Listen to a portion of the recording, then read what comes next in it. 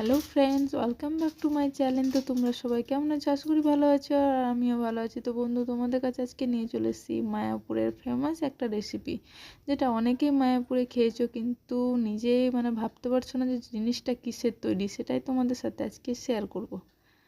তো চলো কি কি দিয়ে তৈরি হয়। লাগবে ময়দা। তো বন্ধুরা, আমার ক্যামেরাটা একটু হিলে গেছে, তো দেখো ময়দা লাগবে। যে ময়দাতে আমরা রুটি খাই বাড়িতে, সেই ময়দা হলেই হবে। আর অল্প একটু নুনের ছিটা আর জল দিয়ে দেখতেই পাচ্ছ কিভাবে মেখে নিয়েছি। যেভাবে রুটির ডো করে সেই রকম করে একটা বড় করে ডো করে ঢাকা চাপা দিয়ে দিলাম। যতক্ষণে ডোটা একটু নরম হবে ততক্ষণে আমি করে নিলাম, মটরশুঁটিগুলো ছাড়িয়ে নিলাম। তারপরেই কড়াইয়ে বসিয়ে দিয়েছি, গ্যাসটা ধরিয়ে। কড়াই বসিয়ে দেখতে পাচ্ছ কড়াইটা অনেকটা গরম হয়ে গেছে। দিয়ে দিলাম হালকা একটু জল।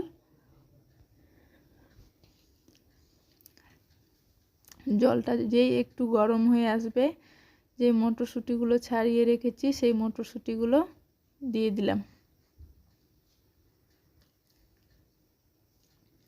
মটরশুঁটিগুলো দিয়ে ঢাকনা দিয়ে মিনিট 3 মতো ঢেকে রেখে দেবো। দেখতে পাচ্ছ মটরশুঁটিগুলো সিদ্ধ মতো হয়ে গেছে। তো মটরশুঁটিগুলো নামিয়ে নিলাম।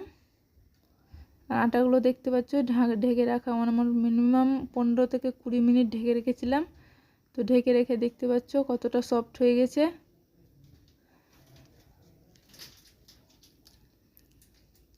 আটাটা এরকম সফট হয়ে যাবে। এবার আটাটাকে, যে জলটা আমরা বাড়িতে ব্যবহার করি সেই জল দিয়ে ভালো মতো করে এরকম নাড়াচাড়া করে ধুয়ে নেব। খেয়াল রাখতে হবে যাতে ডোটা ভেঙে না যায়। হালকা হাতে এরকমই ঘুরিয়ে ঘুরিয়ে ধুয়ে নিতে হবে। তো বন্ধুরা, দেখছো আমি কিভাবে ধুচ্ছি। ধুয়ে ধুয়ে জলগুলোকে এরকম করে এক্সট্রা করে ফেলে দিতে হবে। আবার নতুন করে মিনিমাম 7 থেকে 8 বার এরকম করেই ধুয়ে পরিষ্কার করতে হবে আটাটা। জলের কালারটা দেখতেই পাচ্ছ। তোমাদেরকে বলে দিলাম ভালো মতো করে খেয়াল রাখবে। 7 থেকে 8 বার তো মিনিমাম ধুতেই হবে, না হলে পরিষ্কারভাবে যেই জিনিসটা আমাদের লাগবে সেটা পাওয়া যাবে না। দেখতে পাচ্ছ ডোটা কেমন হয়ে গেল, কত বড়টা ছিল, কি সাইজে চলে এসছে।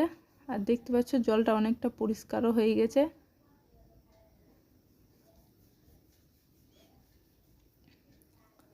চলো ডোটাকে ভালো করে চেপে আলাদা করে রেখে দেবো। দেখতে পাচ্ছ কীরকম হয়ে গেছে।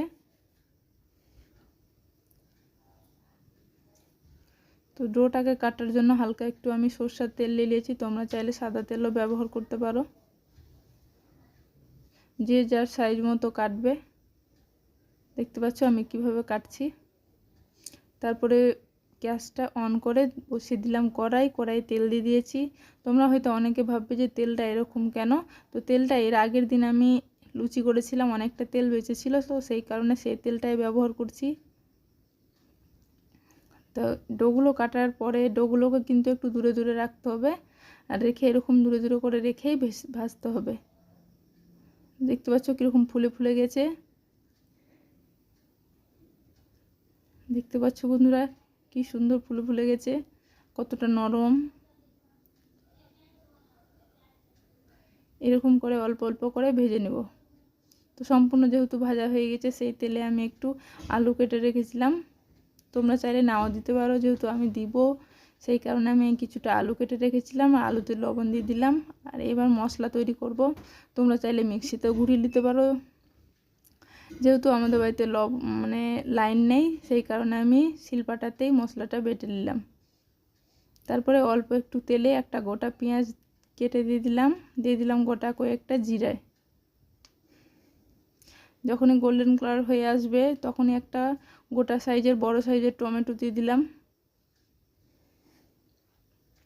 টমেটো দিয়ে বেশ একটু নাড়াচাড়া করে যে মশলাটা আমি শিলপাটাতে বেটে রেখেছিলাম সেই মশলাটাও দিয়ে দেব। দেখতে পাচ্ছ দিয়ে দিয়েছি। তারপরে একটু দিয়ে দিলাম পরিমাণ মতো হলুদ।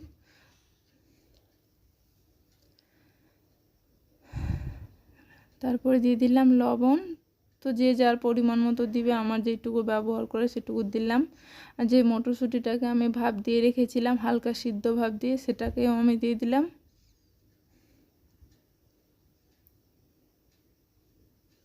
দেওয়ার পরে যে আলুটাকে ভেজে উঠিয়েছিলাম তেলে, দেখতে পাচ্ছ, সেটাও আমি দিয়ে দিয়েছি। দিয়ে হালকা হাতে নাড়াচাড়া করে নেব। তো মিনিট 5 জন্য ঢাকনা দিয়ে ঢেকে দিয়েছিলাম। তো দেখতে পাচ্ছ জলগুলো কি সুন্দর শুকিয়ে গেছে, মশলাটাও কষা হয়ে গেছে। পরিমাণ মতো জল দিয়ে দিব।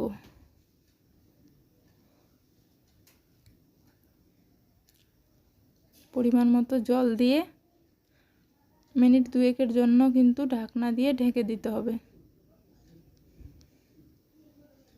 দেখতে পাচ্ছ 2 মিনিট পর ঢাকনা দিয়ে উঠানোর পরে যে আটার রেসিপিটা করে গেছিলাম সেটা কিন্তু দিয়ে দিলাম। দেখতে অনেকটা সয়াবিনের মতো। তো বন্ধুরা একবার হলেও তোমরা কিন্তু ট্রাই করবে, কেননা তোমরা নিজে না ট্রাই করলে বুঝতে পারবে না যে এটা কতটা সুস্বাদু।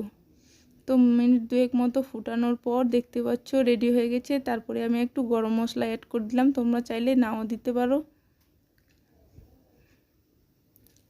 তো দেওয়ার পর বন্ধুরা রেসিপিটা ভালো লাগলে লাইক করবে, চ্যানেলটা সাবস্ক্রাইব করবে, আর কে কোথায় থেকে দেখছো কমেন্ট করে অবশ্যই বলবে।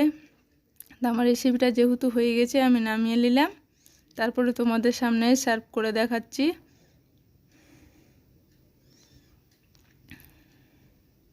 তো দেখতে পাচ্ছ বন্ধুরা কতটা সুন্দর হয়েছে। তো